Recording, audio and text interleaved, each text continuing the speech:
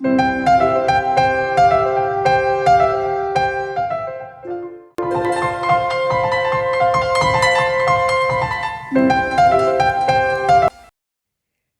let's look at the micro events that take place during the cardiac cycle. We said that ventricles must relax. For that to happen, we have to have the T wave. The T wave is complete.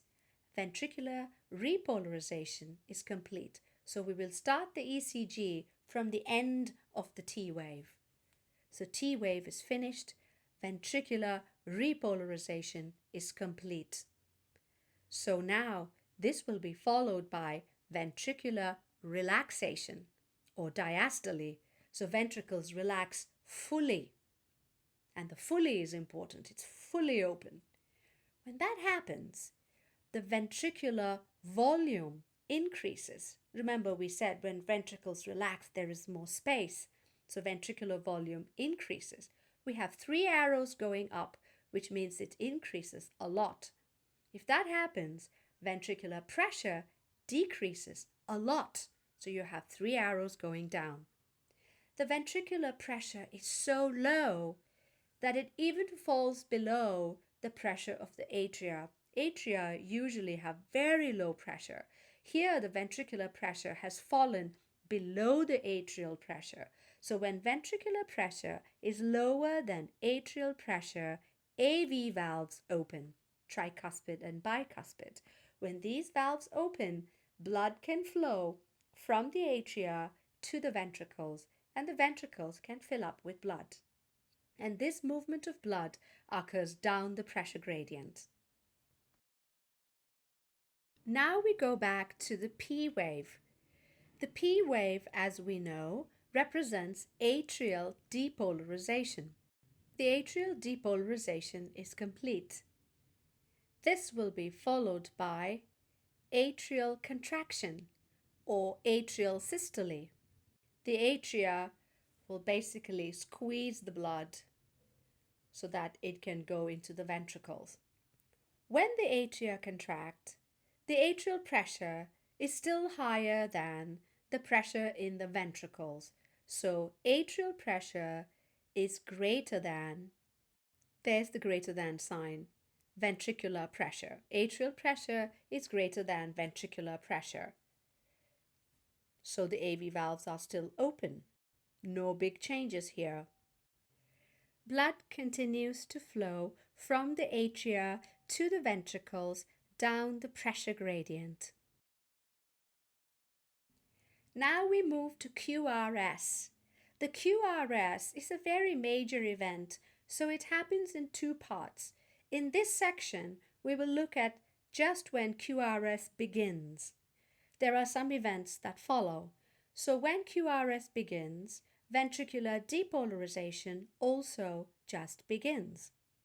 This is followed by ventricular systole, but it just begins, which means the ventricles just contract just slightly.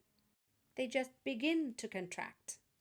As a result, ventricular volume goes down ever so slightly. Slight contraction, so slight decrease in volume. We see that by a single arrow going down. As a result, ventricular pressure increases ever so slightly.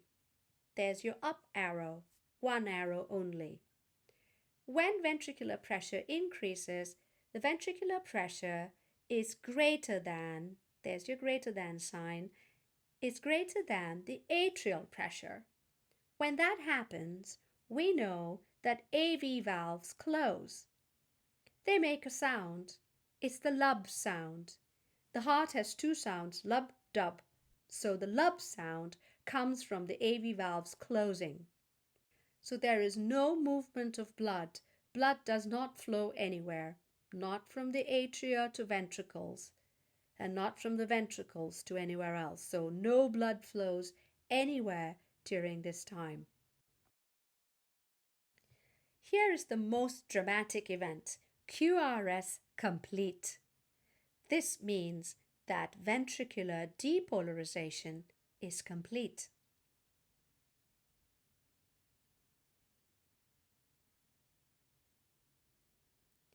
ventricular depolarization is followed by ventricular systole. So ventricles contract fully. The fully is important because it has an effect on ventricular volume. Ventricular volume decreases greatly because the ventricles contract fully, there's no space, so ventricular volume decreases greatly, which means ventricular pressure will increase greatly. Now that puts the ventricular pressure greater than pressure in the great arteries. When ventricular pressure is greater than the pressure in the great arteries, semilunar valves, which is aortic and pulmonary valve, they open. SL valves open. You want to imagine them like champagne corks opening. And blood is now ejected, like champagne.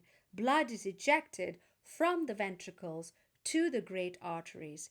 Even though it's going upwards, it is going down the pressure gradient. This means it's going from a region of high pressure to a region of low pressure, from the ventricles to the great arteries. So now we have T wave. The T wave just begins, which means ventricular repolarization begins. Ventricular repolarization will be followed by ventricular diastole or ventricular relaxation, but this also happens very slightly because the T wave just began. Ventricles relax slightly. As a result, ventricular volume goes up ever so slightly. There's a little bit more space, so the ventricular volume goes up slightly, one arrow going up. Correspondingly, ventricular pressure goes down slightly. Now, ventricular pressure is less than pressure in the great arteries. There's your lesser than sign. Then pressure in the great arteries. So SL valves close with a sound, the dub sound. We said that heart sound is lub-dub. Lub is the closing of AV valves and dub is the closing of SL valves. All valves are closed, so no blood flows anywhere in the heart.